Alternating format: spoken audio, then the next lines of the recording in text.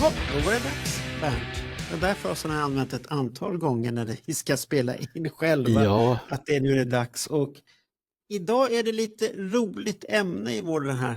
När vi funderar och spekulerar ja, och går runt och våra hjärnor kokar utav information som vill ut. Och vi ska börja med någonting som vår kära Bill O'Coin och Sean Delaney gjorde en gång. De gick där på 70-talet, 73, till en labellkonsert. Eller de var kanske, det är dumt att säga labellkonsert, för att jag tror att de var på sin vanliga gayklubb.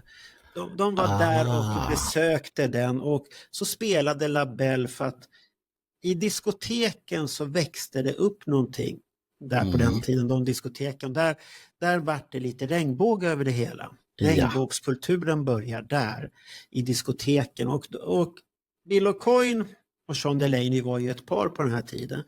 Så de besökte det här tillsammans, och där fick de se någonting. Space children, universal lovers. Space children, are there any others? You better take some time and check it out, check it out, check it out. Nothing for you to see. Check it out, check it out. Check it out, check it out. Check it out, the stars and galaxies. Check it out now,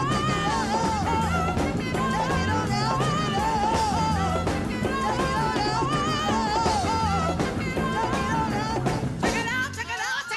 Check it out now, något utomjordiskt till och med. Ja, något utomjordiskt, och de såg, shit, det här är det Kiss behöver. Och då tänker alla så här, behöver Kiss disco? Ja, det behövde de. De behövde glitter och glamour in i det här hårda, svarta smisklädret de hade, och det luktade illa, de var styva och hårda, som vi har hört på föredrag att man kunde kasta dem som mordvapen, för de gjorde ont när man fick dem på sig, och de luktade och sånt här. Och de behövde man var inte så noga med att göra ren dem heller på den tiden, så att de fick ju ett eget liv. Jag tror att de försökte göra rent dem så gott de kunde. Det är väl bara att läder, den tar ju åt sig. Och du måste behandla läder kanske på något sätt, och göra det mjuk och sen behandla, för det kan frodas bakterier i det. Så tänk på det om ni går och skaffar läderbyxor och sånt här. Sköt om dem så att de inte blir stela och hårda. Om ni inte vill vara en stel typ, då är det helt okej att vara stel. Då. Det är ingen som vill. Men om jag förstår det rätt, så är det på det viset att Kiss tillsammans med flickvänner och pojkvänner och allt vad de hade på den här tiden, de första dräkterna skapades hemma hos olika personer. Ja. Och sen parallellt med det här så växer embryot till diskokulturen upp med allt vad utomjordiska dräkter heter. Och sen en vacker dag så går Bill O'Coin och Sean Delaney på ett disco. För Kiss har ju haft att de själva har gjort det, dräkter, men de har ju haft någon som har sytt, och troligtvis var det Maria Contessa som har varit med där och hjälpt till, för att Gene hade ju knackat på hennes dörr och sagt att vi ska bli miljonärer, vi kommer bli jättestora, du ska göra våra kläder, och hon hade väl tänkt vilken fåntratt. Det tänkte nog de flesta om Gene Simmons vid den tiden. Det har vi ju sett på Michael Douglas show också, de sitter och skrattar åt honom. Och tycker att han är en snäll liten judisk pojke innerst inne. Så att istället för den här hårda typen och affärsmannen han ville bli. Ja. Får jag fråga dig en grej innan vi liksom drar igång helt och hållet med, för det är mycket name-dropping här. Vet våra lyssnare och tittare vilka de här människorna är? Hur pass välkända är de? Det ska ju alla veta. Det är ju Kiss första manager.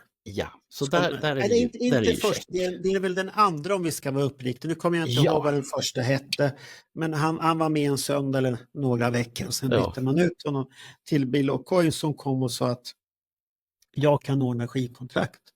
Och sen har han väl sagt ord som Paul Stanley och Gene Simmons älskade höra: ni kommer bli stora, ni kommer bli miljonärer och sånt här. Och Och jag tror att Bill Aucoin var en person som hade mycket visioner. Han kom ju från tv-världen, hade mycket visioner, såg någonting.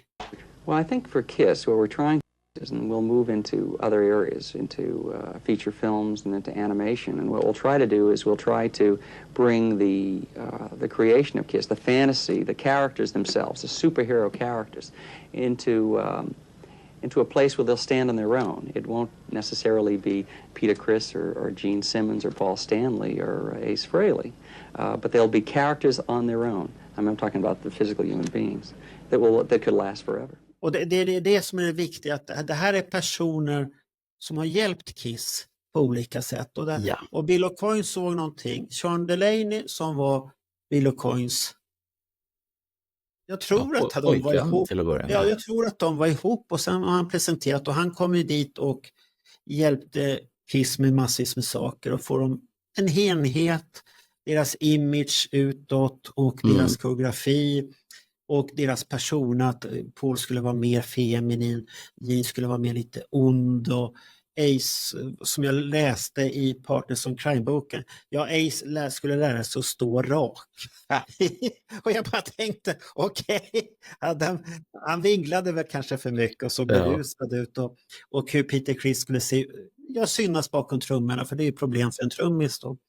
Men han var ju också en visionär som har följt med KISS hela tiden på det sättet. Och Maria Contessa som var där då, hon var ju en klädkreatör och en kostymdesigner. Och hon hade ju en egen studio i New York dit Gene Simmons klampade in. Och hon är ju duktig och hon var ju med perioden 74 till 76, 77 till 79 och 81 till 83. Och hon har ju varit en del och många förknippar henne med kostymen att hon har gjort. Och det är väl det vi ska försöka reda ut här, för att det finns hon och sen finns det en till som vi kan namedroppa som heter då Laurie Greenan, som också skötte om kläderna och sen sydde lavgandräkterna och allt det här. Och hon har inte fått någon cred för det. Hon fick ingen royalties som Maria Contessa har fått. Hon har ju fått betalt på det. Hon var anställd utav KISS. Var hon en av de som var med ute på turnéerna och såg till att grabbarna kom i kläderna? Ja, det måste det ha varit det, som hon var den som skulle ha hand om klädgarderoben. Det var jag uppfattat på alla de information. Hur garderoben skulle utvecklas, hålla igång den, syden, se till att den är ren och fin och laga den om det behövdes så att ingenting skvätter ut där det inte ska skvätta ut. Eller ramla ut om man säger, som det kunde hända för känd rockstjärna på Gröna Lund. Vi ska inte säga namnet här. Så att det är viktigt att hålla dräkterna i koll och se till att det finns ett visst antal dräkter så att man kan variera och allt det här. Och hon har då varit anställd utav KISS. Ja. Och där kan vi säga, för jag läste någonstans att hon är besviken för att hon fick ingen royalties eller sånt där. Men då kommer ju den här frågan att du är anställd. Ja. Och då är du ju anställd. Då ska du ju göra för företaget. Och då är det ju ingenting annat jämfört med Maria Contessa som har varit frilans och får ett uppdrag att sy åt dem och vara kreatör. För man köper tjänsten. Precis, och det här är ju hårfint många gånger vad som är vad. Ja. Det är väl så pass enkelt som, jag menar, i mitt fall, om man nu pratar om mitt IT-yrke, så har jag ju både varit anställd och varit konsult. Och båda har sina för- och nackdelar, och nu har vi ju sett på de här två kvinnorna att den ena som var anställd fick någonting och den andra som inte var anställd fick ingenting istället. Hon fick ju lön. Ja. Så att hon har ju fått sin kaka, sen kommer man då gnälla. Det blir lite svårt för du var ju anställd. Det är som du kan jämföra med många andra. Är du till exempel som jag anställd när jag var på reklambyrå och jobbade först som originalare. Visst, jag gjorde ju saken och jag kunde påstå att jag har gjort den här, att den ser ut så här baserat på en skiss. Men jag kan inte gå och claima att det är inte min idé, för det fanns ju en art director där ovanför som har kommit på idén och han har betalt. Vi ska bara se till att göra hans idé så att den funkar. Och det är en helt annan sak att vara originalare som ska se till att det funkar för tryck och andra medier. Göra ordning det som den här art directorn har sagt. Och skisser, ungefär som Hartvig gjorde på Poster. Han kommer ner med skisser, så här vill jag att det ska se ut. Se till att det funkar med typsnitt och alltihopa. Och bilder, rastrera bilderna som man gjorde på den tiden. Och att det funkar. Och då hävdar att jag inte får betalt för att jag är okej. Du har ju en anställningslön, så att det är helt olika kriterier. För där köper du deras hjärna. Det är ju hjärnan som är, och så köper man den här kunskapen vi ska göra, och sen när du tar steget från originalet till art director, då hamnar ju du i den sitsen. Att du får vara kreativ och sånt här. Men det man ändå kan säga, det är att de här och även en del andra personer vi kommer att nämna är okända hjältar. Alltså de är okända inför de allra flesta Kiss-fansen. Har man varit och börjat gräva och läsa böcker och sånt där, de som liksom gräver djupt ner i Kiss historia, då dyker ju de här personerna upp. Men jag kan säga så här, jag hade inga namn på de här människorna. Jag vet att de fanns, jag vet att de var kreativa, jag vet att på samma sätt som man gjorde skivomslagen så fanns det då folk som satt och tänkte ut, så här skulle det kunna vara lämpligt att Kiss ser ut det här närmaste året. Det vet ju jag som originalare, att jag har ju kläckt idéer till en art director och sagt att det här är nog bättre att göra så här. Men jag kan inte ta åt mig det. Det är upp till art directorn att säga då. Precis. Antingen att ge heder och tacka för det, men det är ju han som får credden. Det är ju han som är den stora grejen, och det är ju den situationen, om vi säger så att, om vi återgår till varför Bill och Coyne och Sean Delaney är på en diskotek och tittar på labell och ser någonting och blir inspirerade. Det är därför att de har hamnat i den här situationen och de tycker att vad ska vi göra? Vi har svart och läder. Det var mycket svart och läder första tiden där. Och vad ska vi göra för att ta nästa steg? Och då ser de labell på scen. Och de som har sett labell på den tiden, då förstår man var Ace ringar kommer ifrån. Alla de här bågarna på kostymerna, bältena, och som Peter Criss kommer ha senare, var den här stilen kommer ifrån. Den kommer från diskoteken. Och det är en föregångare att man har tagit en stil från diskoteken, för att Kiss är inte riktigt det här hårda läderbandet som Judas Priest blir. De tar ju istället för att vara det här flummiga som Judas Priest var ett tag. Väldigt flummigt om man ser tidiga filmer. Rob Halford är långhårig, ser jätteroligt ut. Han försökte sen på slutet av 80-talet att bli långhårig igen. Ser väldigt roligt ut. Och de gick ju från det här flummiga Flower Power-stuket med slokhattar som Kiki Downing. Man ser ut som en jävla kärring på sig. Och glöm inte tvärflöjten, säger jag bara. Glöm inte tvärflöjten. Det är Flower Power. Och gå till det här hårda nitar, för de gick till det som Kiss hade varit tack vare Sean Delaney, som drog med dem till S&M-shoppar. Där det finns lite läder, lite nitar och fiske och kepsar som ser lite spännande ut och sånt här, som är symbolik för hårdrock. Den där är det som är hårdrock tack vare Judas Priest på 80-talet. Det är sådana symboler som Kiss hade tidigt i sin karriär, återkommer där, vad kan det vara, 78-79 med Judas Priest. Och det blir det här hårda igen. Och på 80-talet när New Wave och British Heavy Metal kommer, så kommer band med de här halsbanden och andra som går vidare, sådana dödsmetall med spikar och fanskap. Och då har kläderna utvecklats till det hårdare. Och med såklingor i grena lite senare. Såklingor i skrevet. Och då jämför du då det med Kiss hade.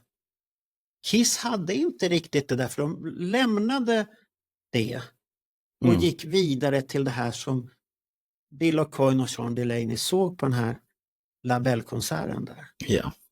Och varför vi pratar om det här, det är det att vi ska hylla en person som jag varit inspirerad när jag såg den här trevliga discoserien som går på SVT. 3 avsnitt. How would I define disco? Disco started almost as an unintentional movement. It started with parties. Or you could be who you wanted to be. Good times, good feeling. It was about building a community that kind of recognized the civil rights movement, gay liberation, women's liberation. Clubs were places for Black and Latin and queer people to go to feel safe, and they created art from nothing. The Christian right or the Bible-thumping people were like, trying to press it down. They damn near killed it. It brings people joy, but people need to know where the joy comes from. Disco freed me. It saved me. Who has a last laugh today? Disco. Because disco is back. Passa på att se den, fast du inte gillar disco eller så är det intressant att veta vad det började, hur det var och var diskon är idag. Det hade jag ingen aning om, att housemusik har samma bit som disco. Det finns mycket som, vi säger så här, 75 när diskon började slå igenom som mest. Då var jag 13 och ett halvt. Och den här musiken var ju jättepopulär, fast det var inte disco utan man kallade det för soul och R&B. Men det var de här singlarna och senare 12-tummarna som man hörde dem i skolan, man hörde dem även på radion och en del andra ställen. Vi hade inte mycket musik i radio då, men nej, inte mycket av det här dök upp. Men det som jag tycker fortfarande är otroligt fascinerande, det är hur discokulturen och den kulturen som då Kiss tillhör, att de löpte parallellt utan att man tänkte på att det var parallella led som man faktiskt jobbade i. De rörde inte vid varann, men ändå så var det samma sak. Och det tycker jag är oerhört fascinerande. Att vi kan säga Ulf Lorenzi, han var inte fel ute när han gick från disco till Kiss. Nej. Så att vi kan säga det till Ulf Lorenzi, du var inte fel ute. Du såg någonting som vi andra inte såg då. Och förstod riktigt varför Kiss är tuffa, de har det här och det är unikt. Ja, det var ju unikt i den rockfållan att det var inget annat band som gick så där extravagant på det sättet. Och det är ju väldigt stilfulla kläder de har haft när en person kommer in här då.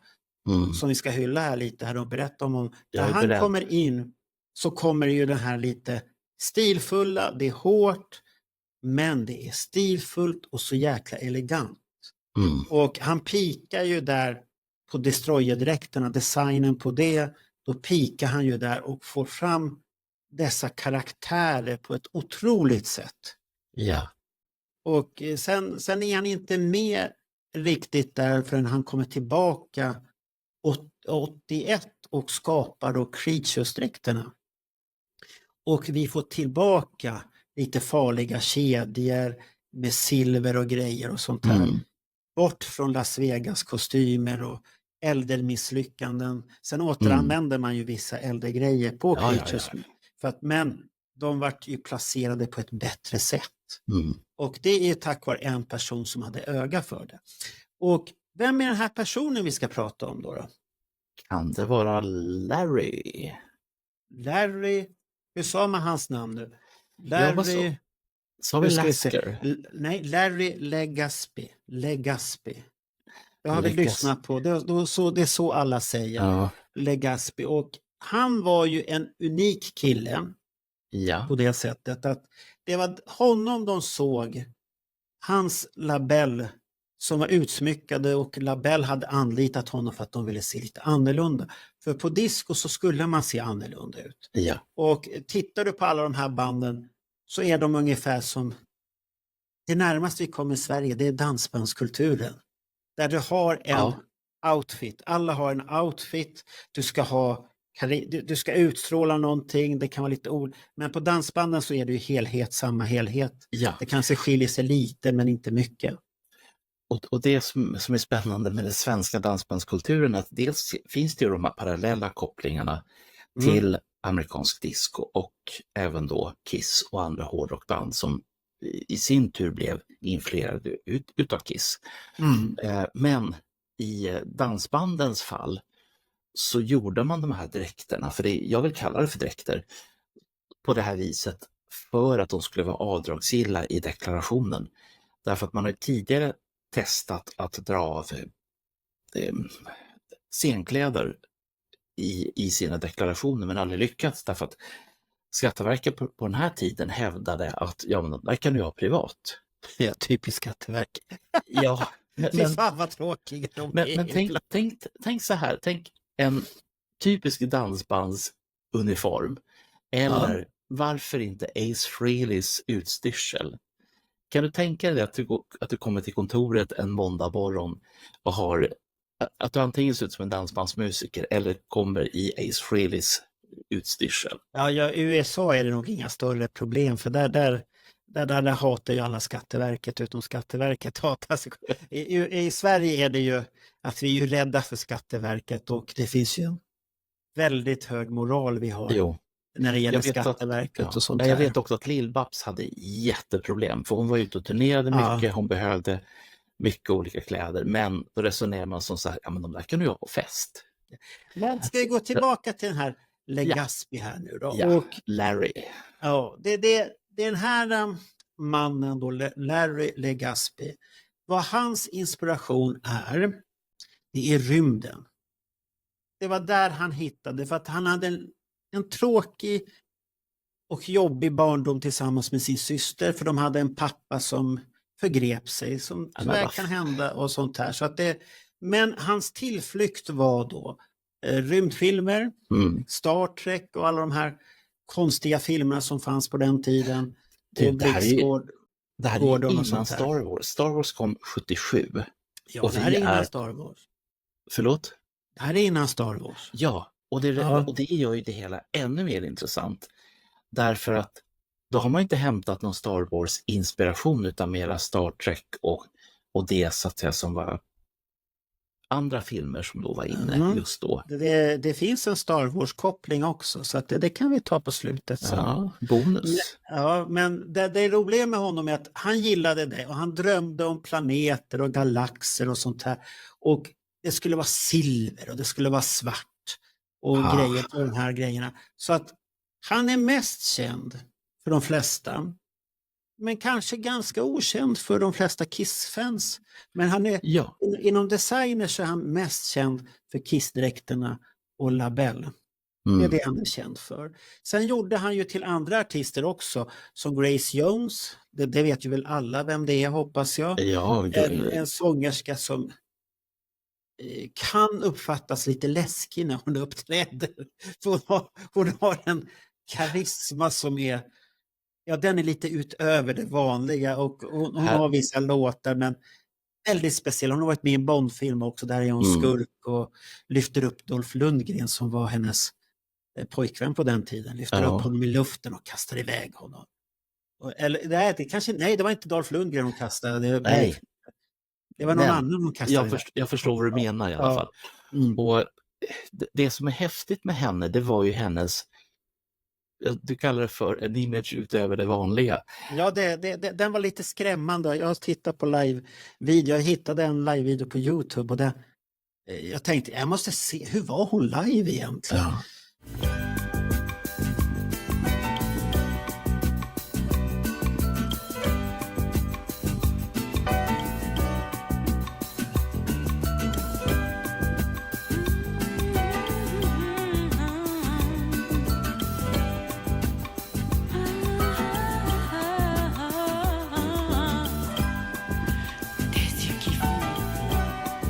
Baissez les mireilles, rire qui se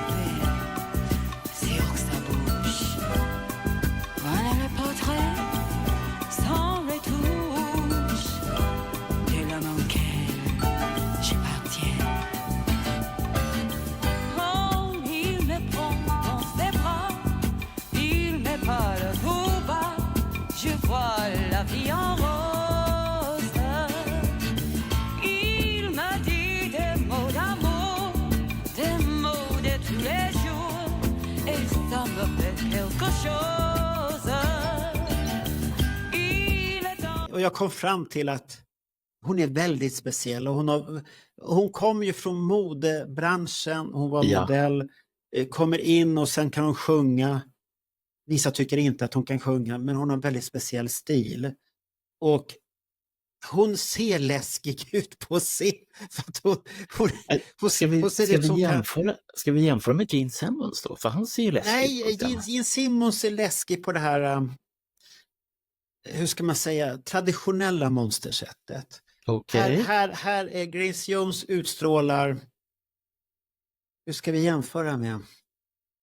Ja, den här knäppheten som han får i The Shining.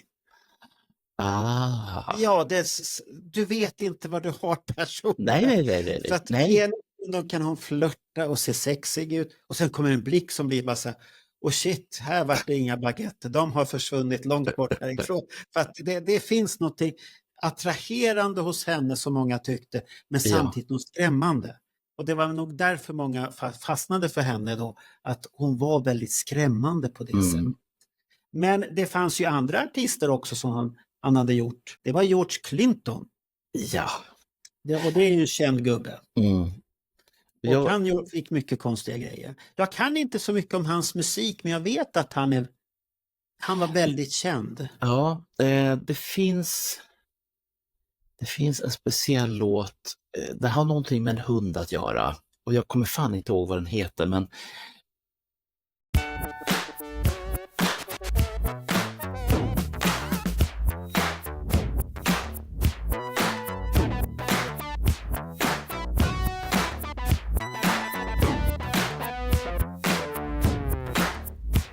This is a story of famous dog. For the dog that chases its tail will be busy. These are clapping dogs, rhythmic dogs, harmonic dogs, house dogs, street dogs, dogs of the world unite, dancing dogs. Ja, så han är känd för en låt med en hund. Ja. Jag tror att den heter typ Atomic Dog eller någonting i den stilen. Jag trodde han var större än så. För jag har ju hört hans namn väldigt ofta. Ja. Nej, men det finns massor med hits. Men det var den jag kommer att tänka på, den här Atomic Dog. Och George Clintons skiva har jag sett i skivbackarna då jag köpte skivor. Samma med Grace Jones, de var oftast på rea. Ja. Men var det du som drog upp Funkadelic? För det är ju... Nej, det var du själv som hade hittat den här grejen. För att om du är inne på Kiss och du är inne på Larry, då kan man inte låta bli att nämna Funkadelic. För det är liksom over the top när det gäller allt som har med det här att göra. Det finns, om man nu tycker att Kiss utstyrslar är speciella, då har man inte tittat på Funkadelic. Där kan du snacka om utstyrsel. Fy bull. Ja.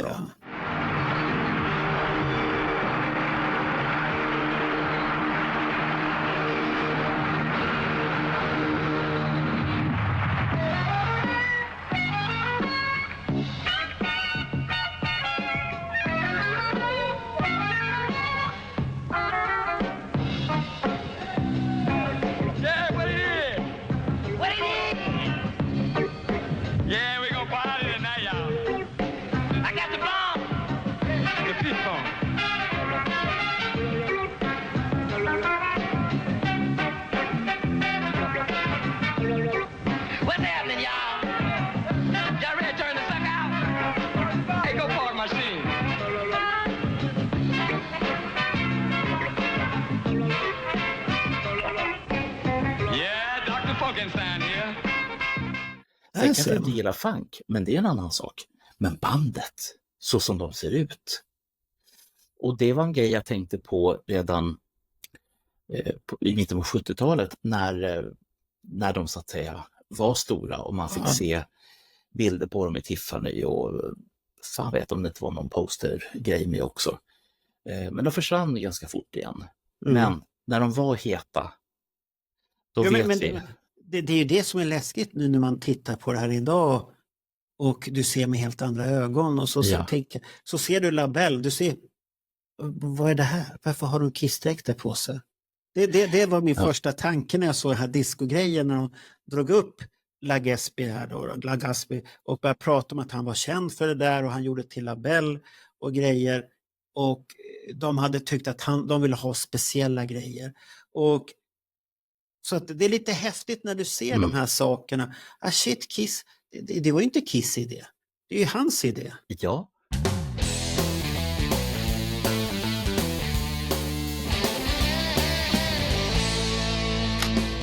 Men ska vi titta vad han började? Han hade ju en svår barndom och en elak pappa. Och han flydde i fantasierna till rymden och sånt här. Och han är född 1950, den 25 juni. Är han född, och han dog redan 26 april 2001. Fy fan. Han var inte gammal.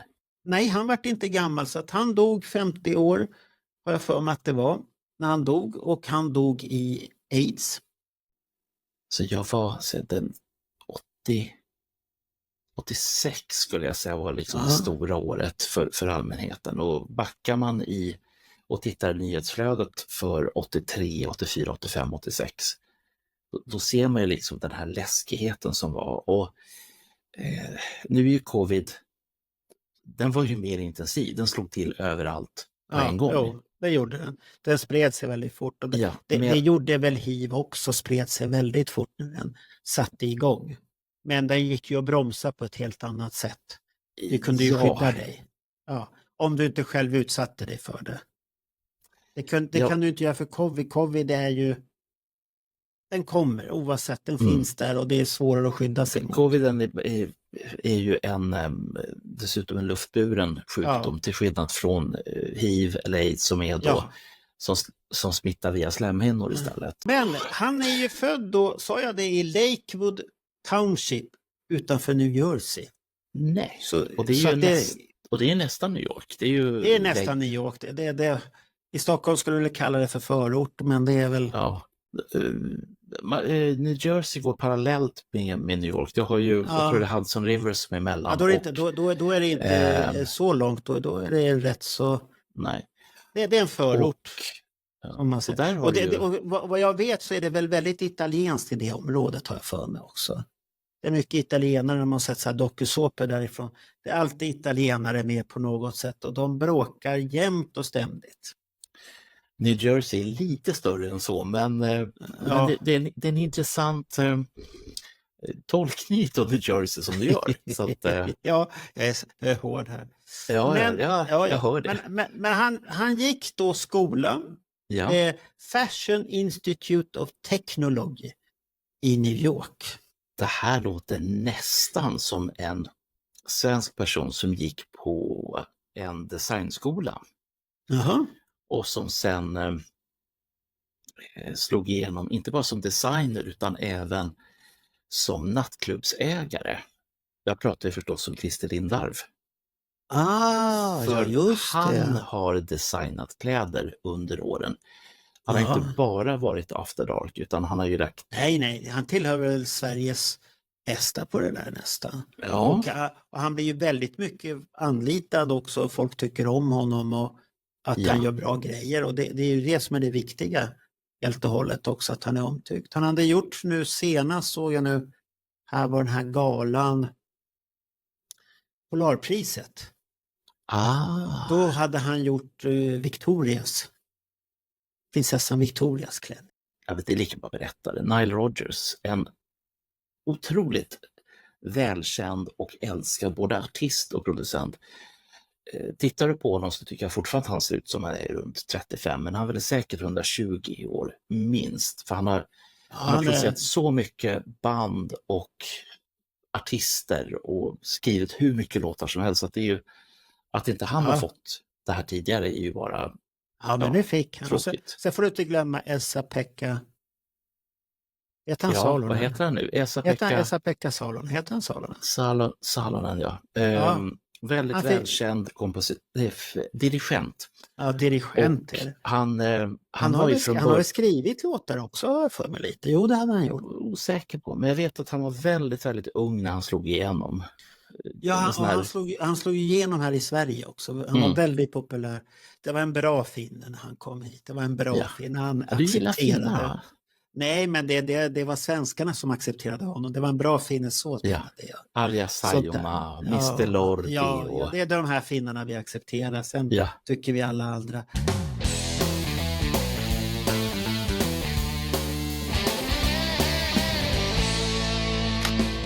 Men ska vi gå vidare här nu då? Och han är ju då en amerikansk modedesigner som är mest känd för att ha skapat signaturdesigner till stora artister som var på 70- och 80-talen då. Och då har vi ju nämnt de som var där. LaBelle, Kiss, vad hette han? George Clinton, eller vad hette han? Clinton? Ja, George Clinton, George Clinton. Och sen Funkadelic och Grace Jones då. Det är de här stora. Sen så har det säkert funnits massvis med andra artister då också. Och det är hans legacy som han har varit. Och den legacyn tycker många modedesigners idag att man har inte tagit vara riktigt på den. Och sagt hur bra den är. Och hur mycket han har påverkat och sånt där. Vi ska komma till det, en som hyllade honom med att det skulle komma fram en bok om Larry till och med som gjordes, och han gjorde till och med en kläder som var baserade på Larrys design, inspirerad. Där han tyckte att Larry var före sin tid med ett visst tänk. Och det vi ska komma till, och det är en speciell person i Kiss som hade de kläderna också. Det är det. Han har påverkat mer kretsar än vad han trodde. Vinnie Vincent? Nej, inte Vinnie Vincent igen. Jag pratar om, han var bara med en liten stund där. Ja, men han började 72 och designa kläder för LaBelle. Efter att ha träffat dem i New York efter en konsert så vart han anställd och skulle göra de här häftiga metalliska elementen som han gjorde på kläder. Och som var inspirerad utav Space Deco-stilen. Som är mycket 30-tals look från den här gamla rymdfilmerna. Hur vi trodde att rymden var, hur grejer var. Nu vet jag vad du är inne på. Herre min skapare. Jag har inte ens tänkt på det. Vi snackar Blixt Gordon 30-tal. Ja, det är Space Deco. Det är där det kommer de här konsterna, de har krukväxter i huvudet med antenner och grejer och sånt här. Och så är de folierade för säkerhets skull också. Med något tyg så att de såg häftiga ut. Och det finns en grej, i och med att man gjorde en långfilm 1980. En långfilm som då bombade men som har fått en enorm kultstatus. Och det är ju långfilmen Blixt Gordon från 1980. Ja, och där ser man ju mycket det. Vill man veta vad Space Deco-stilen är, titta då på alla soldaterna och då elackarna här, Max von Sydow, Ninja. Han är ju man kan ju titta bara för att det är Max von Sydow i rollen där också. Och filmmusiken är utav Queen. Så att det är lite häftigt det där. Anything can you offer me today? The planet Earth. What's happening? It's an attack. Pathetic earthlings. Who can save you now? Flash! They'll kill you! Let's all team up and fight him. Prepare for torture! I want him. Stop at nothing.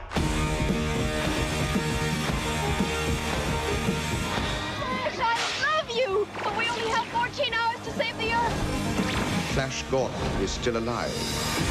Gordon's alive? Die! Yes! Must be my lucky day.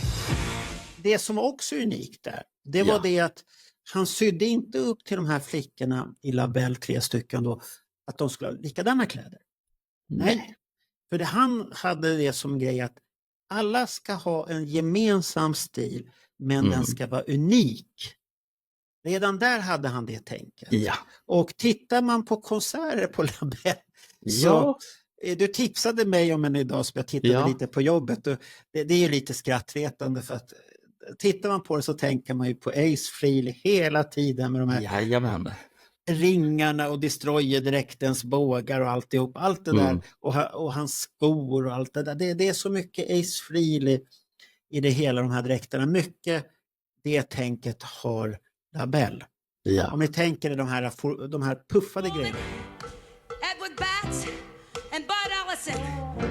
This is Lady Martin.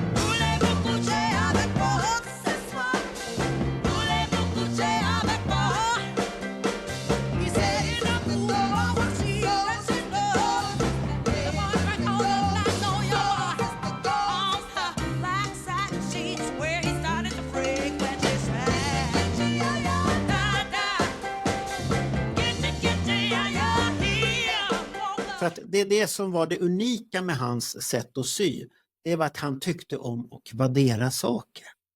Det som vi lärde oss i syslöjd, om vi skulle göra någon trasdocka, så stoppade man in vaddering och man tyckte det var jättehäftigt. Nu har den fått liv, fast den inte har fått det. Jag tror inte jag lyckades sy ihop min heller, och den tömde sig själv i ryggsäcken eller vad det var för någonting. Ursäkta, vad sa du? Tömde sig själv i ryggsäcken? Det här fodret som var där inuti hade kommit ut och sen var det bara kasta den där. Jag var inte så... Jag kan sy, men jag var inte duktig för jag var en busig ålder då. Får jag då fråga, fick du ta symaskinskörkort? Ja, man körde på de här arken man skulle följa med. Det var spännande. Ja. Då körde jag Formel 1. Redan då skulle man ta kurvorna snabbt. Och hon var arg, fröken där. Men nu återgår vi till här. Det är den här Space Deco-stilen, så att man ska förstå att det är mycket vadderat, mycket silver, mycket guld, gärna överdrivna former för att förhöja axlarna. Om vi tänker det som är på 80-talet när vi fick det här Italia disco med breda axlar, och så lägger vi på helt plötsligt Ace puffarmar på det. Där har vi Space Deco-stilen som La Gatsby älskade. Du, jag funderar på en grej bara. Det här är helt jävla vågat ens tänka tanken. Men tänk om man hade tagit alla Ace silvergrejer och gjort dem till guld istället. Vad tror du om det? Nej, det hade inte funkat. Det hade inte passat in för fan. Nej. Nu när det blir... Eller hade vi svårt om vi hade sett det första gången, men nej, nej, det är inte lika rått som silver. Silver är lite mer råare än guld. Guld är mesigt. Men det är bara rappare liksom... som håller på med guld i tänderna och sånt här, och sina guldringar och kedjor. Och det är mesigt. Nej, det där lämnar vi till rapparna. De får hålla på. Ja. Men hans verk nådde även teater och klubbföreställningar. Det är det. Han designade någonting till en pjäs som hette Pork by Divine. Divine, ja. Herregud. Unikare människor får man leta efter. People like to laugh at sex, people like to laugh at dirty things, and people love to be shocked, I think. You make my nips get hard. So that's my job, to get out there and shock them. Divine was dangerous. Part outlaw, part serial killer. You, my dear, are dead. Divine was a cinematic terrorist. She was simultaneously sexy and monstrous. Is she gonna screw me or eat me? She was a midnight movie star. You could only see her after midnight, but it was worth staying up. A pediatrician told me that Glennie was more feminine, was masculine. He got beat up every day at school. I was very uptight about my weight and about the way I looked. When Divine finally did go out, he met gay people, and then he went out with a vengeance. Divine was breaking the rules of drag and defying them by wearing stuff that a fat person would never wear. John Waters started to make films for our own enjoyment and to keep us out of trouble. And that's how Divine got born. Immediately, everybody noticed him. Anything that John asked Divvy to do, he would do. Divine ate a dog turd, and I don't think anybody in the history of cinema is ever going to top that feat. John and Divine became a phenomenon. If they had any kind of name, he wanted to meet him. And guess what? He did. Divine was probably your typical addict. shopping and love and drugs, at some point food. He would pull a chair up to the refrigerator and eat out of the refrigerator. He would say, "Come on, Ricky, let's share a pie. Let's eat a roast." He was very depressed because he was trying to parlay this divine character into an acting career as a man. Before, it was just always this fat transvestite with a big candy floss wig. They couldn't see beyond the paint and the exterior. He really wanted to be known as a character actor. It was really important to him. He was such a gregarious, pink piece of flesh. We just figured go on forever. No one else can ever call themselves divine. That's her legacy. He stood for anybody that didn't fit in, that exaggerated what everybody hated, turned it into a style, and won. I am divine. Vad gjorde han med för film då? Var det inte han som gjorde den här luktfilmen? Också man skulle lukta och Jajamän, skrapa och lukta på bajs, prutt och allt möjligt konstigt och sånt här. Vet du vad, Marco? Ja. Jag har det kortet kvar. Ja, så var du såg den på bio? Ja, där är 1981 på en bio som heter Melody. Den låg vid Stureplan. Och när jag gick och såg den, det var ingen som sa någonting om att det var luktfilm. Eftersom jag såg en pressvisning på den här innan de visste vad de skulle göra med den. Och så står de där och delar ut de här korten, scratch and sniff. Vissa av oss provgnuggade på några av de här. Jaha, du kunde inte hålla det? Nej. Och jag kan säga att det var inte bara hallongrejerna luktade. Det kan jag säga. Nej, men vart det någon effekt på filmen att ha lukt helt plötsligt? Ja, men det klassiska, det var ju, jag skulle säga så här. Om du hittar på gymnastikskor som ligger i vardagsrummet som har legat där i... Så luktar fotsvett då? Lite deluxe skulle jag vilja säga. För man och så ska man lukta på det för att... Ja, men då kan man göra jämförelsen när hajen... Första hajen är ju en klassiker. Ja. Andra hajen är helt okej. Men sen kommer dräparen. Hajen 3D. A creature alive today has survived millions of years of evolution. It lives to kill, a mindless eating machine that will attack and devour anything. One terrified you like nothing you have ever experienced when it captured your imagination and tapped your fear like no movie before it. Then, just when you thought it was safe to go back in the water, two continued the legend and spread the fear. Next summer, nature's most terrifying creature takes on an all-new dimension in an all-new adventure. And for the first time, the terror of Jaws will not stop at the edge of the screen.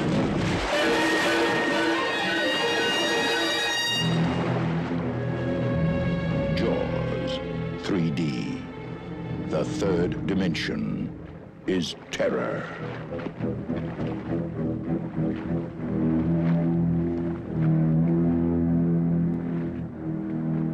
Där det är jätteviktigt att köttbiten och de här slamserna som är kvar efter offret flyter mot dig.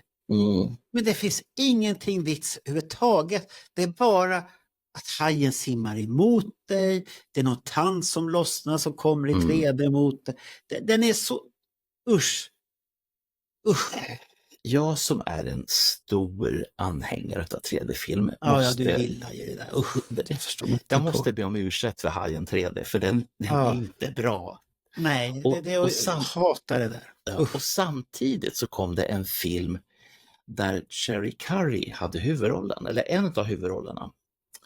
Och det var Parasite, och den var också i 3D. 3D. The movie fantasy of yesterday is now the terrifying film experience of the future. For technical reasons, the preview you are about to see is not three-dimensional. Be assured, Parasite is the most gripping and frightening movie you will ever see. And in 3D, you will be part of the terror. You are about to witness the future. Be warned, it is a shocking sight. 3D, the ultimate sensation of visual art, now creates the newest, most terrifying form of fear, parasite. That thing on your stomach. A new strain of parasite. When it reproduces, it will cast millions of microscopic spores into the air. Just move your legs towards me, real slow, real slow. Experience the living, breathing, terrifying vision of modern 3D. Parasite. You have only seen the preview. In 3D, you will live the film. Parasite. The first futuristic monster movie in 3D. Parasite. Med små blodiglar. Menar du sångerskan i Runaway då? Jajamän, det är henne jag pratar om. Därför jag nämnde var det du och Anders Tegner som var där och tittade? Jag såg den i Danmark, den kom till Sverige. Jag åkte i början på 80-talet åkte jag väldigt mycket till Köpenhamn, kanske 3 gånger om året för att ha en sån här weekend med filmer som aldrig kom till Sverige. Men jag förstår varför de valde att inte ta in Parasite, för det... Jag trodde du åkte till Christiania eller något sånt här. Nej. Jag var filmintresserad. Men, så att jag tror att det var Demi Moore som också var med. Jag är inte 100 på det, men Cherry Curry... Demi Moore. En tidig film med Demi Moore. 82 kom den här. Ja, då är det är innan hon ska slå igenom sen med massvis med filmer. Ni får googla på IMDb. Så att, tillbaka till... Nu går vi tillbaka till... Och han bidrog då att Grace Jones nattklubbsakt på 70-talet vart så stor. För att det var hans kläder som gjorde henne så bra och grym och läcker som hon var. Så att han fick ju fram hennes persona på ett helt underbart sätt. Och det är kanske därför jag tycker än idag när jag ser henne på bild att det är någonting som fastnat sedan barndomen när man såg henne i tidningar och så att hon var läskig. Hon var lite läskig. Och hon har ju fruktansvärt bra kropp och allt det här. Och vad jag förstått så Dolph Lundgren, de har ju frågat Dolph Lundgren hur var hon, så ja, hon är inte som hon såg ut att vara. Hon var otroligt snäll. För hon hade den här imagen mycket. Det var mycket image och sånt där. Så att hon hade mycket det där stilen då. Det är det som hon utstrålar, kan jag säga. Nej. Men nu ska vi återgå till det här tillbaka. Nu svävar vi lite. Då var det så att George Clinton till och med sökte upp honom 75. Ja. För han gjorde en skiva som heter Mothership Connection. Och då ville han ha väldigt speciella grejer. Då fick han kanariefågelgula hattar, stjärnformade glasögon och 9-tums plattformstövlar. Alltså vi snackar. Det här måste ju vara... Det finns en affisch i poster, jag tror också att den är från 75, med Rolf Wesenlund, a.k.a. Ja, just det, han har dem. Frågan är det samma? Ja, det vet jag. Han kanske varit inspirerad. Så att oavsett när det gäller Kiss så är de fetaste platåställare jag har sett, det är de som Rolf Wesenlund har på den affischen. De är inte leka med de skorna. Nej, den kommer jag ihåg, den bilden. Han var ju poppis då. Och så slog han på tv-apparaten. Eller när han gick till tandläkaren, det är ju en klassiker. Och sen Volvo och Amazon och allt det här. Hur många förgasare har nu en Volvo Amazon? Jag vet inte. Men hans inflytande räckte långt bortom musiken. Så han var ju gjorde mycket olika kostymer. Men han var ju jättekänd för bandets ikoniska kostymer 75. Och han hade varit inblandad 74. Men jag får inte riktigt grepp på hur inblandad han var i 74-kostymerna. För att han ska ha gjort vissa saker. Det finns skisser som kom ut för några år sedan på någon silvergrej som Ace skulle ha, som det var som en hängblöja. Så det är jättekonstigt, det är som ett svans bakom. Den var på auktion. Och det påstods att det var Legaspi som hade gjort en variant utav Hotter Than Hell-dräkten för Ace. Och den är ju silvrig. Så den passar ju in i Legaspis stil. Och då passade ju in i den här stilens historien att Bill O'Coin och Sean Delaney har sett honom, de har kontaktat honom, de har anlitat honom som den stora gurun och tänkaren för all design i Kiss-kläder. Han är den som får jättekredd och sånt här. Om du tänker på den här, det var inte så länge sedan vi pratade om den, den berömda Kiss-orgeln. Den som gjordes för att få ihop bilder till Hotter Than Hell. Japp. De dräkterna som bandets medlemmar har är ju också lite special. Ace har ju en dräkt som är väldigt likt Legaspi-stil. Den är, medan de andra inte riktigt har det, men hans är ju, och den är ju så annorlunda jämfört med de andra. Och då är frågan, den här fyrkanten han hade som säljs på auktion, hör den ihop med den där silverdräkten som han sitter med på 74-omslaget egentligen? Bara att han sitter utan haklappen där och blöjan som han skulle sätta fast där under. Men även Simmons dräkt i den här är ju lite special. Ja, men där hade man ju lånat någon rekvisita från en film. Och det var lite för mycket. Det var någon, vad jag har hört om, jag vågar inte svära på, men jag vet att det är från en film. Och jag misstänker att det är någon sån här, för det var ju populärt att göra så här Spartacus och Caesar och allt möjligt. Så det kan vara rekvisita från någon sån film. Någon Barbarossa-gubbe som hade de här nitarna. Och det har han bara där på den. Det var ingenting, jag tror att den kan vara för tung, och det misstaget har Gene Simmons gjort på 80-talet också med alldeles för tunga kläder som inte funkar att använda. Nej. Men det som hände då, att när Larry när Bill O'Coin och Sean Delaney såg honom och pratade med honom på klubben där, och vi diskuterade hur vi skulle säga det här i podden, det är att alla vet i Kiss att Bill O'Coin och Sean Delaney är homosexuella, de är ihop, och det är ingenting som de bryr sig om riktigt överhuvudtaget. Nej, men de har ju sin värld och som de lever i. Och det är ju väldigt lite hårdrock, om man säger så. Så att det brukar vara mycket motsättning, och det har varit motsättningar i andra band, om man säger så det har blivit konflikter. Men Bill O'Coin har ju aldrig utstrålat hårdrock överhuvudtaget. Nej, det har han inte gjort. Han är ju manager, så att han syns ju inte i alla fall på scen. Men och det stod i Partners Crime-boken som jag läste lite kort om Sean Delaney för att veta lite mer.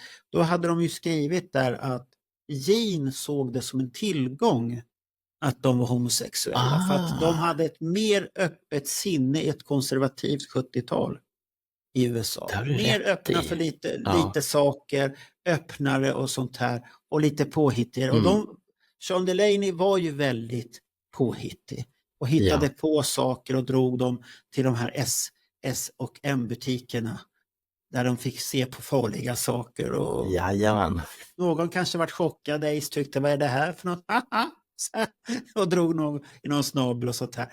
Men att de var då där på Labelle, och enligt Labelle så har de sagt det till att Bill O'Coin snodde Larry från dem. Han fick inte göra någonting. Han var snodd. Man kan säga idag han var headhuntad för sitt uppdrag.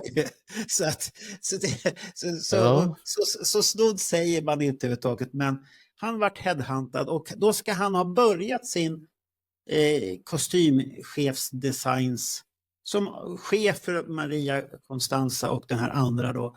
Har varit chef över dem, och Maria har väl varit så pass duktig att hon har hjälpt till mycket och fått skisser och gjort dräkterna och fått betalt, och hon har satt in sina lappar för att hon har sytt dem. Ungefär som en fotograf tar bilder åt någon, men det är fortfarande hans hantverk. Medan den andra fick inte det. Och hon är lite bitter, som vi sa förut i podden. Att hon är lite bitter. Det har vi ju gått igenom. Så att han har, vad jag har sett på alla ställen, så är han den här art directorn. och varit med och sytt ibland och älskar vissa saker. De kan säkert inte låta bli, de tycker det är roligt att hålla på. Men det är han som styr och kommer på de här övergripande förslagen. Och sen förfinas de hos Maria Costanza och den ändrar då. Där förfinas de och blir fina då. Så att han har varit med då på Hotter than Hell, Dress to Kill, Destroyer, och sen är det lite oklart här om han var med på Love Gun.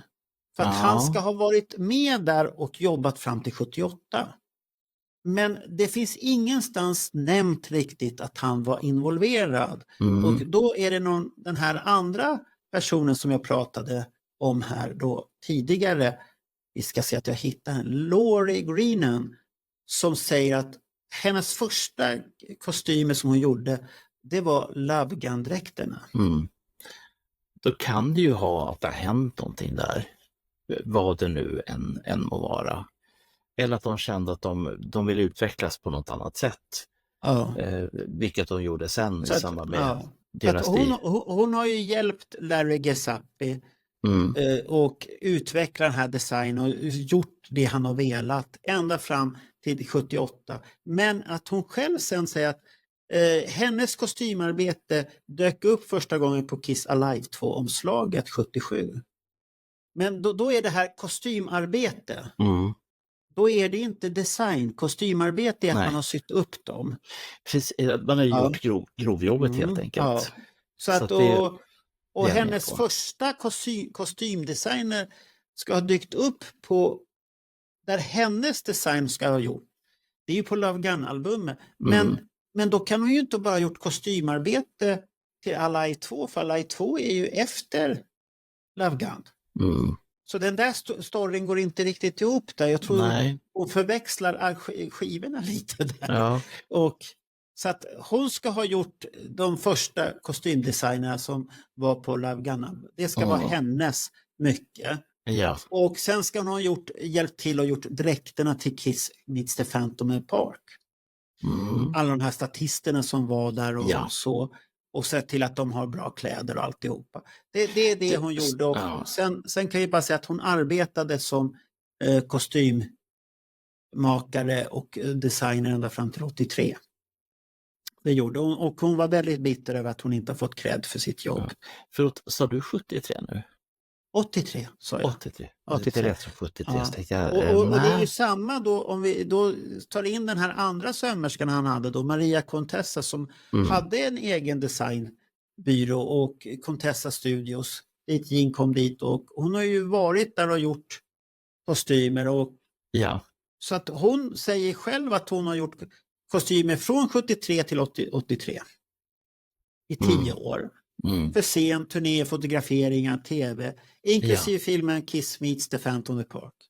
Så de här två pratar mot varandra. Ja, och då är frågan, hur kan vi reda ut det här? Ja, då måste du jaga rätt på tanten, men du får ju bara hennes version och sen får du höra den andra tanten säga att det är hennes version.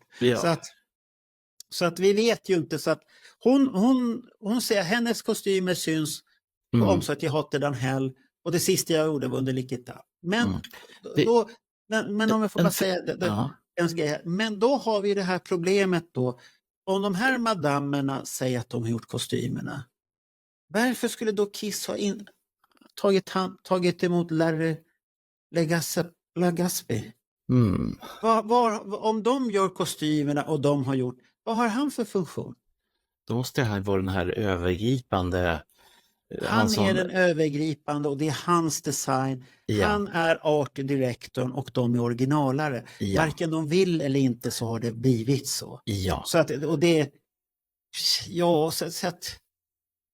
så att det så är frågan vem som har gjort vem, och du vet så här grejer, det är känsligt för många. Det som jag undrar lite grann över, och den här frågan kanske inte du ska ha, utan det kanske ska vara Alexander Johansson eller Tofting. För det är de två i Sverige som har mest Kiss-dräkter i sina samlingar. Sitter det någon liten namnlapp där? Det brukar sitta så här lappar, och det är ju ett skräddar, vem som har ett skräddaren. Men det säger ju ingenting om designen. Vem kom på ursprungliga designen? men det är Skräddare och där jag designer är helt olika saker. Alltså, vi har ju varit i kontakt med båda de här herrarna av andra skäl. Ja.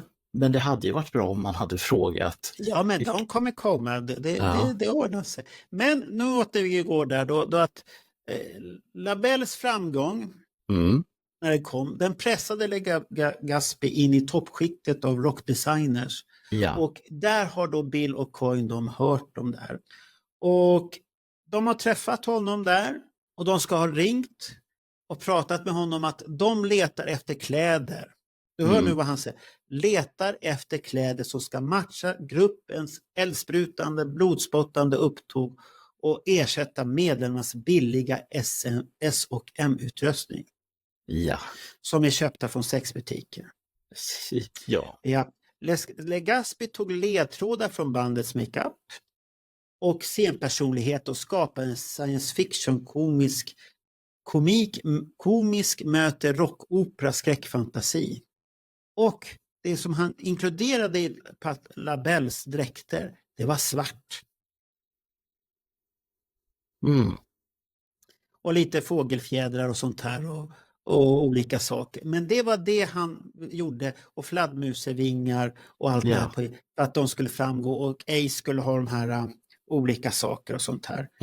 Och sånt här. Så att det han gjorde var att man kan väl säga att han stoppade in lite rockgrejer i designen. Ja.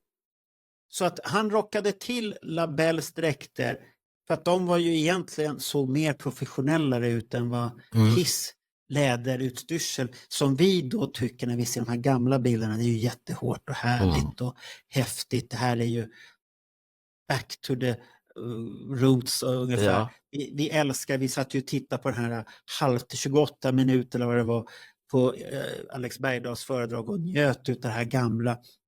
Men det var ju inte det som gjorde Kiss stora. Det var ju de här andra dräkterna som kommer sen. Och han har inte så stor påverkan på Hotter Than Hell. För där misstänker jag, när man läser det här, att de hade kommit väldigt långt på de här dräkterna redan. Och han kanske kom med en idé och som har förfinat och tyckte att det skulle absolut inte se så där löjlig ut. Och tänkte själv om Ace hade varit i silver helt plötsligt, hela han. Och de andra svarta, det hade ju sett jättekonstigt ut. Här kommer den flummiga. Här är Spaceman. Ja, det var en jävla rymdman det här. Han är från Blixtgården helt plötsligt. Ja. Det hade ju inte funkat. Så att jag tror, när man tittar på det här, att hans inflytande har varit små detaljer som man har satt på Ace-skor. De här blixtrarna som går in ner lite, sånt här. Så här, lite små grejer överallt. Ja. Och sen har det kommit hans stora verk då. Det är ju här. Nej, första stora verk var Alive. Ja. Alltså Dress to Kill-kläderna. Ja, med trekant och hela köret. Ja, och det där, nej, det var ingen trekant på Dress to Kill. Då kommer ju ringarna. Vänta ett tag nu. Nu ska vi se. Låt mig bara få backa själv mitt medvetande. Trekanten, Hotter Than Hell, check på det. Alive är ringarna, eftersom vi alltid använt oss av Ace Frehley som någon slags. Och när lanserades de? Under Dress to Kill. Ja. Dress to Kill är ju Alive. Dräkterna, bra. Så att jag har lite ordning på. Du börjar bli gammal här nu. Du då? Jaha, okej. Ja, så att det här är det, och då fick han ju fram det här lite speciella.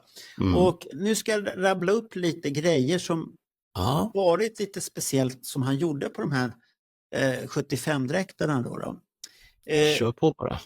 Det som var otroligt bra häftigt, det var demonen först då. Det var det att han hade en bodysuit i svart. Och prydd, den skulle vara läder först, men det vart inte läder. Prydd med silver, nitar och spikar. Då kommer ju de här som Roger har pratat om. Är det riktiga spikar ibland eller inte? Eller är det tygspikar? Och de var svarta och de syntes inte så bra. Och sen var det spik, de här runda konerna, glasskonerna som kom som var jävligt snygga. Utarbete och drakliknande vingar. Som han har. Det kom där. En överdimensionerad och hotfull silvercode piece. Men den kom ju först på Destroyer. Så där har de blandat ihop det där. Ja. Men han hade ett par svarta läderstövlar med silverdetaljer. Ja, men det är vi överens om. Ja. Men den här silvercode-pisen, den är fel. Den stämmer inte med den här texten. Här har de blandat ihop lite. Det kan ju vara så att det fanns med i ett utkast, man testade och så tänkte man, nej. Ja, det kan det vara. Men sen var det med Paul, det var att han skulle ha silverstjärnmönster på sin dräkt. Och han fick ju stjärnor. Och sen var det silverplattformstövlar som han hade också. Ja. Och det skulle stjärnsminket skulle fullbordas i dräkten. Och det där förfinar han ju sen egentligen på Destroyer-dräkten. Där stjärnorna blir ett glitter istället då. Precis. Som går så här snyggt. Och tänker man sig då, det där är stjärnor på en svart himmel som är på hans kropp. För det här är en stjärna med massvis med stjärnor. Ja. Och sen kommer hans håriga bringar där. Så wow, säger allihopa då. man blir ju lite sådär, ingick den här håriga bringan liksom i dräkten? Det kan man fundera på. Och Ace, han fick de här ikoniska silvercirklarna här. Ja, runt. Som är, där ser ni Lagaspis typiska grej. Och den är labellinspirerad. Den är direkt tagen. För den är vadderad. Den går i så här mönster. Ja. Och vill man vara så kan man väl säga också att David Bowie har liknande grejer på bilder för samma period också. Ja. Där han har tackjackor och liknande och konstiga mönster som är sydda på samma sätt. Vadderat och sen går det så här sytt så att det ska bullas upp lite. Så att det var lite mode och inspirerande hos alla då. Och Peter Criss, han fick en svart body med lite exklusiva detaljer på och sånt här. Så att det är det som att han gjorde rock'n'roll blir lite glam. Han tog tillbaks glammen in i Kiss igen. Och glammen hade ju funnits innan också. Ja. Och precis som du säger att där har du en form av inspiration. Men glammen är ju brittisk i första hand. Ja, för Kiss var väl att de var lite, när de höll på att utvecklas, de hade sina tantkläder och vad fan de hade på vissa, och gick till det här hårda lädret som vi har sett på Michael Douglas show och de här första Midnight Special och ABC. Där är det ju ett väldigt hårt och annorlunda band jämfört med de spelningar vi ser från Alive. Där det är rockigt men väldigt, väldigt stilrent och snyggt.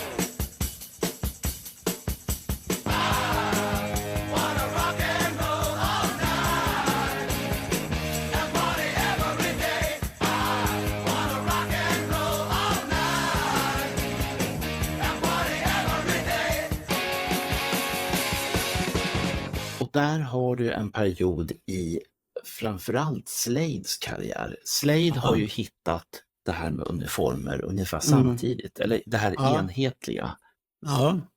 Där du har, ska man inte jämföra det kanske, men Noddy Holder, sångaren, som har en hatt med runda spegeldetaljer på. Du har... ja just det, han är den där jäkla höga hatten, just det. Du har Dave Hill som har en uniform där står Superjob på. Är det gitarristen det? Eller är han basist? Vad fan? Ja, men gitarristen är det enda tokiga som byter om 100 gånger när han har show nu för tiden. Fast nu han blir så gammal att han orkar inte gå så mycket så att nu står han still. Ja, men det är så med många band. De här som hoppade och skuttade hade sig. Nu orkar de inte längre. Nej, det orkar. Men om vi säger så här då. Nu ska vi hålla oss till ämnet då. Ja. Det som var väldigt typiskt där han tog in i Kiss då, det var metalliska tyger. Han införde färgat silver mer. Dubbat tyg. Det är det här man fodrar tyg och det blir så bubbligt. Ja, okej. Det är en sån stil. Spikar. Glasskonerna som vi kallar det för. Roger hittar ju någon spikliknande. Och jag kan förstå honom att de här svarta ser lite konstiga ut faktiskt. Jämfört med de silvriga som är väldigt glasskoniska. Och där kan vi fråga vem som gjorde. Var det Maria Contenza som fick till de där glasskonerna och den andra fick till de här svarta fula? Ja, det är ju det vi inte vet. Det är det som är så spännande. Och tillsammans då med de här attributen på kläderna som var lite tydliga och snygga och stilrena tillsammans med det djärva sminket.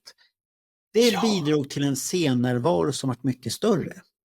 Absolut. Och samtidigt som Kiss utvecklades som band som vi vet. Det gick ju väldigt fort och det har vi ju sett och jag har för mig att Alex Bergdahl, nu refererar vi till honom igen för att jag lyssnar mycket på den podden. Och då sitter han och säger där när han jämför de här olika spelningarna och då skrev, jag var skitesam, men det kommer, då var det här att tittar du på bandet hur den har utvecklats från 74 till 75 och Kiss live 75, det är någonting helt annat än vad Kiss var live 74. Det är helt annat band.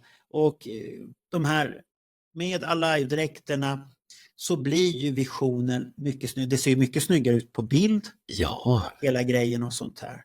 Så att hela den här, det blir att musiken, visionen och stilen, allting faller på plats.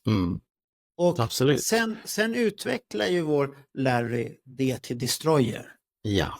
Där man kan säga att där lyfter han väl Kiss många steg upp till någonting ikoniskt egentligen.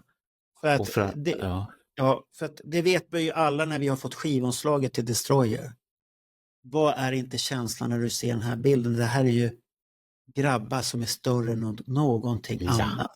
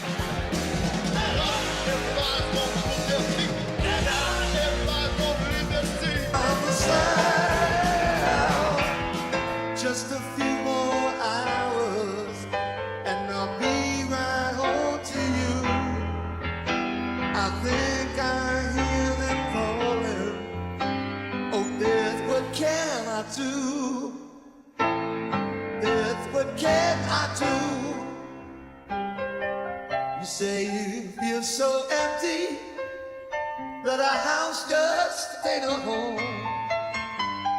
I'm always somewhere else, and you're always there alone.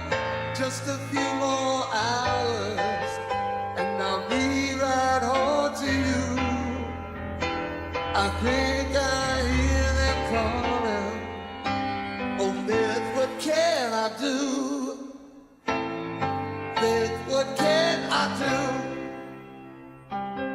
Beth, I know you're lonely, and I hope you'll be alright. 'Cause me and the boys will be playing all night.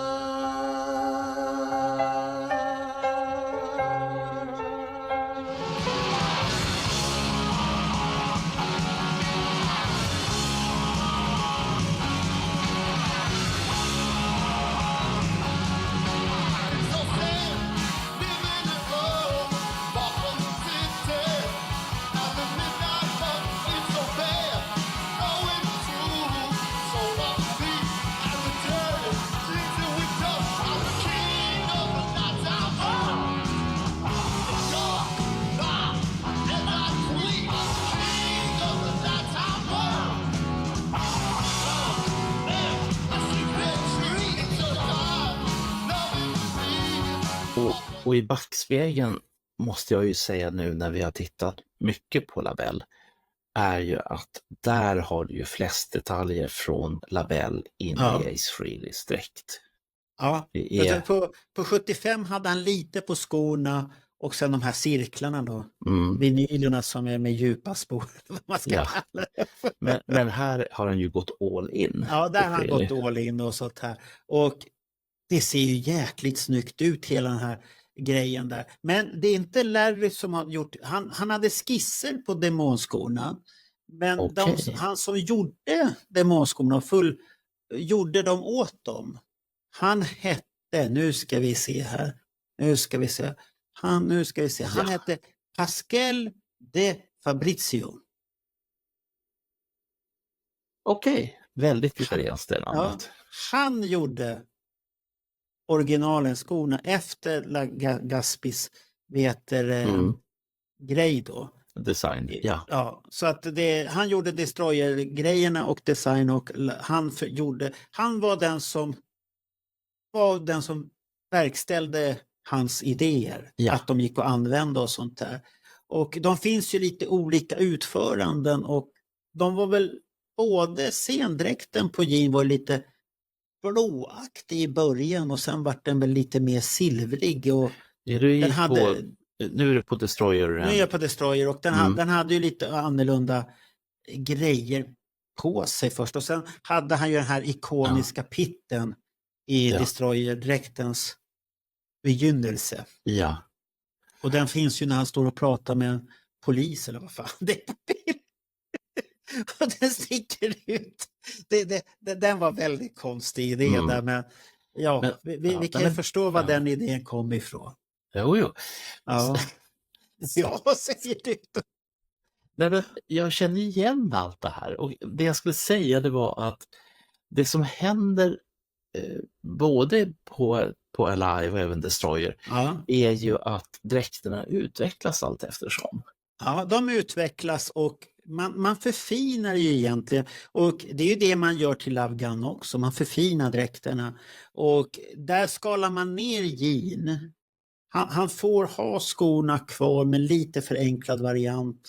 Men det man gör lite häftigare, det är ju att Paul helt plötsligt kommer med lite mer attribut och Ace får en större väst som han har på sig. Och de här. Så att det förfinas ju, och Peter Criss får ju de här snygga banden här. Ja. De kan man ju inte säga mycket mer om, alltså de här banden som man gjorde. Och där måste vi säga sen till Tony som gjorde i Sverige de här cancerbanden. Ja. Med revolverbanden där, Tony Rosenholm, otroligt snyggt tänkt. Där hörde också det här, en kreativ hjärna, men att han själv sen gör det också. Alltså han är alla bitarna i den biten. Då. Det är han är kreativ och gör det så att och det är ju det som går att göra när någonting är fulländat, att du kan plocka godbitar därifrån och det blir bra. Så att det är de personerna som har varit där. Och sen tog han en paus från dem, Kiss.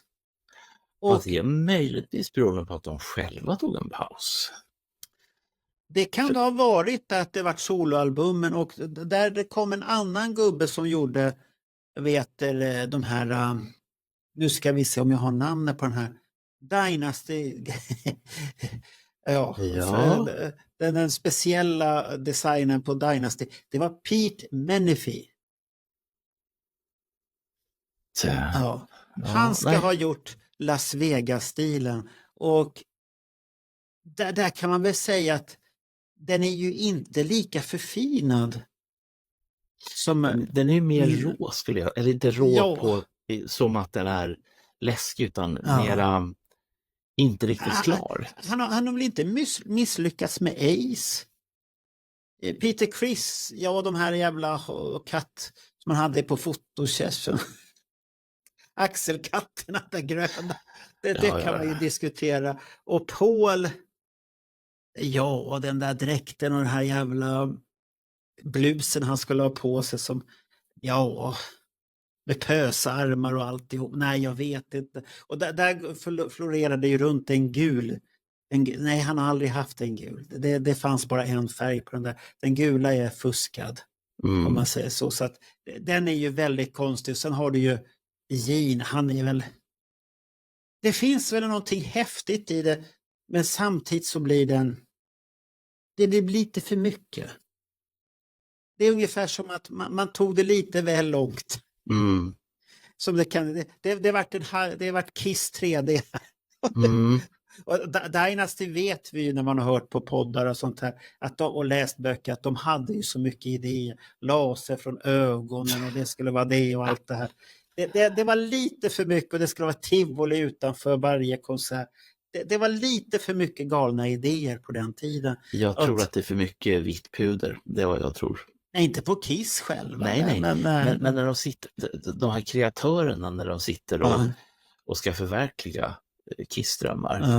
Det är ju samma sak som med Finlandsbåtarna från tidigt 80-tal. Där skulle jag vilja veta hur mycket vitt som... Men sen hade vi ju hon som kände sig lite bortglömd, Laurie Green. Hon var ju inblandad på äldredräkterna. Det är hon? Okay. Ja, och hon ska ha hjälpt till och gjort Ace-dräkter. Som sen återanvändes på Creatures. För att det var ju inte meningen att han skulle vara kvar i bandet, så man behövde inte göra så mycket på honom egentligen. Så att, och Vinnie var ju en sista minuten grej, och då fick man ta det som fanns i garderoben och sätta på honom, och han var nöjd för att han fick vara med i Kiss. Och jag fick en egen dräkt. Tack. Och det som är roligt det här när det gäller Creatures då har de ju tagit tillbaka Larry, som återanvänder vissa grejer från Elder, och det har vi hört på våra Creatures-poddar när Carl Linnaeus pratar speciellt om det, att det är mycket saker som kommer, attribut från de där. Och de återanvänds här igen då. Och det är det sista vi ser med Larry där. Och sen går han till att sälja jaktmarken? Eller? Ja, sen gör han ingenting mer. Ingenting stort för något band eller någonting. Och då är ju frågan där. Varför då? Blir han sjuk? Eller är han trött? Eller är han mätt på framgång? Eller behöver han inte jobba längre? Kan det vara så enkelt? Så att det är det. Och sen är det ju också att Maria Contenza och Laurie Greenen, de slutar ju båda i samma veva som 83. Lick it up. Där slutar de, och de har gjort de här, de kanske inte tyckte att det var så roligt att göra de här traserna och grejerna och dra lite band runt vissa detaljer så att de skulle framhävas lite extra noga och sånt här. Och det fanns ju inte så mycket att göra, och efter det så kom det en Fleur Tejemeyer kom in och designade Lick It Up, Animalize och Asylum. Ja. Och då är det frågan, har han den rollen som Larry hade innan? För han är chefdesignen och de andra gör. Men han har sen, eftersom de andra slutar efter Lick It Up, så måste ju han ha nya personer som kommer där då. Men det som är intressant där är att där har du en avsminkning. Och sen när man då ger sig ut på sin Europaturné 83, då är det ju lite, alltså det finns ju en form av uniform som de fortfarande har. Men den är ju inte stilfull på samma sätt. Nej. Och utan 83 det ser den väl rätt så skitnödig ut egentligen, hela jävla... Ja, så kan man kalla det. Ja, inte fan är den så jävla bra överhuvudtaget. Nej, men där känns det mer som att man tar det man har och så sätter man på sig. Och då är vi lite grann inne på min irritation till många av de band som finns kvar idag från då. Som i princip kommer från trädgårdslandet. De har jeans och t-shirt på sig. Och så går de upp och så glömmer de att borsta håret också. Men det är ju för att de har ju blivit då nostalgiband. De är där för musiken, de lever på det och allt det här. Och så att men det är lite lustigt det där egentligen när man tittar på olika här designers som de tänker då. Men Fleur, han möter ju en helt annan tid. Ett osminkat Kiss och han har ju någonting helt annat att arbeta med.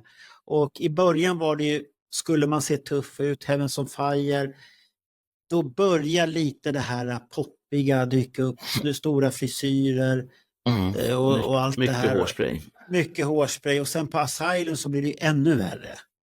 Då är det ju, pikar vi till den här dåliga tiden som jag hittade ett klipp på Dio där han anklagade Poison. De förstörde hela vår fina hårdrock. De förstörde den här kategorin. Var inte det tiden som förstörde den? Skulle jag vilja säga. Det var skivbolagens girighet och allt det här. Att man upptäckte att man tjänar pengar. Och tjäna pengar är ju farligt. Ja. Det är det farliga överhuvudtaget och sånt här.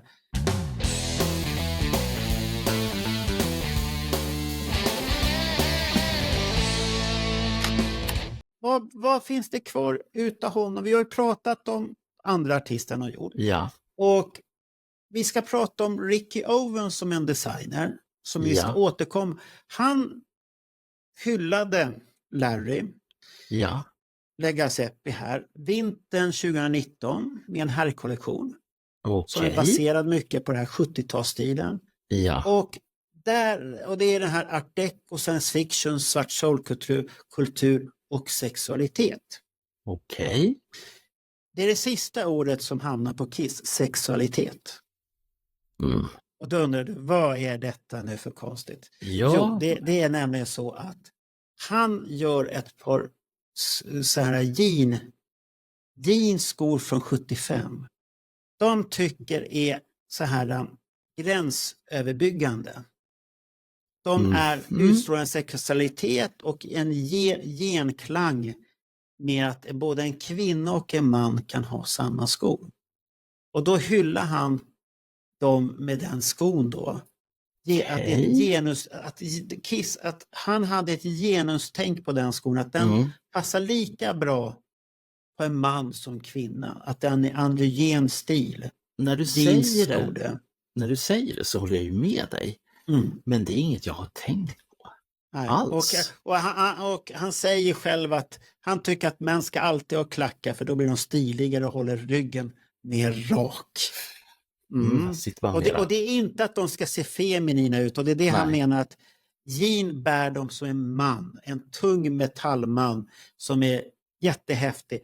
Det är det som han vill ha, att de här passar oavsett om det är en sexig kvinna som går i dem eller om det är en man, så är det en spark i röven. Att här, en feministisk sko kan vara manlig också. Så det är ett genustänk. Så Kiss hade genustänk 75. Det är det. Men visste de om det själva? Undrar jag. Självklart visste de om det. Ja, det tror du inte. Jag skulle vilja säga så här, de var lite dåliga på att kommunicera det. Men det som finns från den här tidiga tiden, det är Paul Stanleys bisexualitet som sen tonades ner. Därför att det var inte helt superpoppis att gå omkring och vara bisexuell. Alltså du ska öppna den där garderoben. Du vill ha honom där. Nej, Han har ju familj. Ja, men nu pratar vi 75. Men då kan 74. vi säga så här att Legaspi, han var ju öppet homosexuell. Ja. Men han hade en fru. Som han var lyckligt gift med. Då måste man ju sätta en etikett. I så fall som man bisexuell. Om man tycker att det är som regnbågen, det finns olika färger. Paul Stanley säger over the rainbow, säger Paul Stanley. Over the rainbow you find the answer. Så att någonstans där, du får följa regnbågens slut. Där finns svaret. Så att, det borde väl komma någon här till sommaren. Och samtidigt så är det ju var och ens egen sak vad man är för någonting. Ja, men självklart. Det är ju... Det här är ju som... Nu gjorde jag det jättejobbigt för dig här nu. Nej, absolut inte. Men mitt resonemang är ju som så här. Att jag menar, jag är cisman, jag är hetero. Till skillnad från vad en del tror. Men det får ju de tro om de vill. Var och en blir lycklig på sin tro, brukar man säga. Men jag tycker att det är skitsamma vad du har för pronomen. Det är skitsamma vilka människor du går igång på. Utan det viktigaste är att du är trygg i dig själv, att du mår bra i din sexualitet. Det är ju liksom det som jag vill ha sagt. Och är du inte det? Ja, men det är det jag kan säga, att Larrys klädstil var ju lite det. Och vi kan citera Ricky Owens här, som säger faktiskt en rätt så häftig sak här. Det är som att Malin Dietrich bär herrkostymer för att överdriva sin kvinnlighet. Ja. När Kiss bar klackar var det tänkt att utmana. Försök bara kalla mig feminin, din jävel. Jag ska sparka dig i röven. Och det stämmer ju jätteså. För många tycker ju, usch vad är det här? Titta hur de ser ut. Nej, säg det så ska du få en klack i arslet, så har vi slutdiskuterat det där. Så att en herrklack eller en damklack. Han förfinar ju det här. För Kiss, hur man än vill så är ju sminket ett problem. Men den accepteras när man förfinar showen. Och då kommer massan. Och massan är ju alla de andra som inte är redan hängivna. De hängivna, det är de som lyssnar på vår podd. Och vi är ju redan körda. För vi har ju förstått det här. Jo. Men det är massan som aldrig förstår det förrän man måste sälja ut sig på något sätt. Det är ju det. En sak som jag tycker blir lite intressant, och det är ju att Larry försvinner när Kiss blir en barnartist, eller vad man ska kalla det för. Ja, för hans futuristiska mode levde kvar väldigt långt på 80-talet. Men han försvann och hans rykte försvann i dunkel. Ingen visste riktigt var det kom ifrån och sånt här. Och han dog i AIDS-relaterad sjukdom 2001 vid 50 års ålder. Så han var inte gammal överhuvudtaget. Nej. Och hans fru Val Gaspi, som hon hette, hon beskrev honom som en snäll och generös man som visualiserade kosmiska mönster från olika vinklar.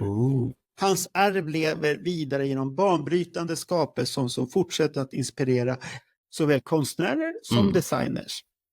Och det har det ju gjort. Ja. Jag såg en grej idag, för det hade slagit mig redan förra veckan när jag var i Malmö och var på Eurovision och tittade på de dräkter som artisterna har. Och det som slog mig var en dräkt som den polska deltagaren som kallas för Luna, som hon hade. Och där är vi tillbaka till lack och läder. För att från det att hon hade vunnit den polska Eurovision, eller uttagningen till Eurovision och alla såna här innan Eurovision-konserter som många artister åker på, så hade hon haft olika slags klänningar. Och sen nu när någon står på scenen i första semin, då är det lack och läder. Och det första som händer är ju att lacket och lädern åker av. Men sen om man nu tittar på den, och jag skulle säga uniformen som man har under, den har drag av Larry och hans sätt att jobba på. Men om vi säger som slutsats så har ju hans stil som han drog in i diskon har gått vidare i arv till massvis med olika ställen. Ja. Och så att hans visionära intergalaktiska chica stil har fortsatt. Och vi ska inte glömma det, vi som är Kiss-trogna, och när Kiss säger att de har gjort alltihopa. Att det har funnits mycket personer runt omkring dem som har varit visionärer och hjälpt dem på sin väg. Ja. Och sen tar jag inte ifrån att Paul Stanley kanske har varit där och haft synpunkter. Eller Gene Simmons, men det är fortfarande någon annan som har haft en tanke. I början var det Sean Delaney och Bill O'Coin som såg någonting. Och sen har det kommit in andra personer som har hjälpt på vägen och gjort det här. Ja. Och sen på slutet här när vi pratar om moderna kläderna, där kan de ju själva ha varit med och påverkat mycket. För de har ju återanvänt och sånt här. Men de senaste kläderna som har varit på turnén här nu, End of the Road, de är nog kanske en hyllning igen som Tommy Thayer har Ace-plattan. En hyllning till Legaspi. Att de hyllar lite i smyg där. Så att vi ska tacka Larry Legaspi för det han skapade. Absolut. Han gjorde Kiss stora och till det som vi tyckte var underbart i våra tidningar poster när vi såg dem. De klassiska bilderna där de ser farliga ut med sina grejer. Och det vi då inte visste, det var att det var disco-inspirerat. Vilken överraskning. Så de försöker göra själva sen 79, men det blir inte lika bra på Dynasty när Gatsby inte är med. Så blir det inte lika bra fast de låter disco och allt det här. Så blir det tyvärr inte lika bra. Men de har haft discon i blodet ända sedan starten nästan. Utan att de ens visste om det. Eller att de inte ville. Och det, ska man säga krasst, tack vare regnbågen. Regnbågsfärgerna, de här som var med där, att de var regnbåg och att de själva inte i Kiss var dömande på något sätt. De dömde någon. Det ska man tänka på. Man ska fundera på det här. Man var öppen i sinnet och inte dömde. Nu låter man så här predikande, men det är väldigt viktigt för att tyvärr är det i denna värld idag så mycket dömande så att vissa saker ska man hellre titta på personen och vad personen skapar och gör istället, tycker jag. Så att det var hans historia. Det var hans historia vi har gått igenom här nu. Mer finns det inte. Det är jättesvårt att hitta information. Jag vet bara att det har kommit en bok. Den går inte att hitta, så att vill man ha den boken så får man söka på second hand-handlaren, antikvariat. Okay. Efter den boken om Larry Legaspi, hans historia. Och han, som vi pratar om, den här killen Rick Owens, han är väldigt påverkad och det var han som började dra upp på tårtan att det måste göras en bok. För att det finns en video jag hittade efter mycket om på YouTube där han säger klart och tydligt att den här mannen påverkade mycket, mycket mer än vi tror. Ja. Och han ska ha en mycket, mycket större cred än vad han fick egentligen. Men det finns en liten rolig grej där som vi drog upp där med den här fototypen till Hotter Than Hell-kostymen där. För jag kom på den under så. Tänk om det är Larry Legaspi som har gjort den här silverdräkten och den där skulle vara ovanför den. För att Ace Frehley gillade inte haklapp. Den silvriga haklapp. Och så vart det där. För den är ju så annorlunda där. Var kom den ifrån egentligen? Jo, nej men det här har jag ju suttit och tänkt på. Jag tror det var 81 i de här små Okej-tidningarna när de kom.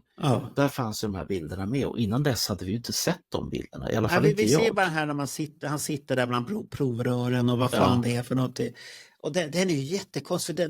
Och det är samma med Gene Simmons. Det används ju aldrig mer. Nej. Och Paul ser ju bara borta ut. Så att och det är den gången Peter Criss ser så farlig ut. Han ser vild ut. Och det här djuriska stilen, det är mycket Legaspi som har stoppat det djuriska i Peter Criss. Så Peter Criss innan ser ju väldigt deprimerande ut, många bilder. För det läcker ju bilder nu väldigt mycket utanför att den här Magic-killen, han ska ju ha fått skanna ett fotoarkiv utan en kvinna, en fotograf som fick Alzheimers på slutet då. Så han ska ha varit där och skannat och fått lov att använda till boken, men han har ju sålt bilder sen vidare och det var ju det Per Strid pratade om också, att han har köpt bilder därifrån. Kan det vara så här enkelt att man sitter fortfarande och hoppas? Ja, jag hoppas. Jag vill se boken. Det är fina bilder, jag vill ha boken. Jag har betalt 1,5. Ja, vi har förstått det, vi som har följt podden här, att du har gjort det. Men ska vi stänga podden? Vi skiter i Magic-boken, vi skiter i det. Vi stänger podden och så tackar vi Larry Legaspi för himlen vad han gjorde med Kiss, att han lyfte dem. Och vi får väl tacka då Bill Aucoin och Sean Delaney att de var i de kretsarna och såg det där. Ja. Och sen att LaBelle släppte honom så lättvindigt som de gjorde. Ja, de hade Bill nog ingen val. Snodde honom. Men det kanske ändå är som så att vi får tillfälle att återkomma om vi till exempel kan lägga händerna på den här boken. Bernt ska jaga lite och titta vad som finns där. Men det är den intressanta informationen vi fick fram här i alla fall. Det är mycket information, men jag tyckte det var en sån här funderare. Och glöm nu inte att gå in och titta på disco-dokumentären oavsett, så att ni får tag lite på rötterna till Kiss scenkläder. Och sen är det ju massvis med hits där som man... det är ju bra musik och jag är tyvärr uppväxt med den där musiken mycket så, från mammas sida, så att jag har hört dem där och hon sitter ju där snart 80 år och hon har upptäckt YouTube och hon säger det är så bra med YouTube, den vet vad jag vill ha. Jag såklart lyssnade bara på sån musik och så, det är bra med AI, så AI är väldigt bra. Hon är 80 år snart och älskar AI. Det är perfekt. Och då får vi väl sjunga kanske en stump på Patti LaBelles Lady Marmalade. För det är ju det är en bra. Det är ju den låten som har lärt oss alla en enda strof på franska. Voulez-vous coucher avec moi ce soir? Ja, tack så mycket för den här gången då. Ja, vi hörs snart igen. Ja, och syns.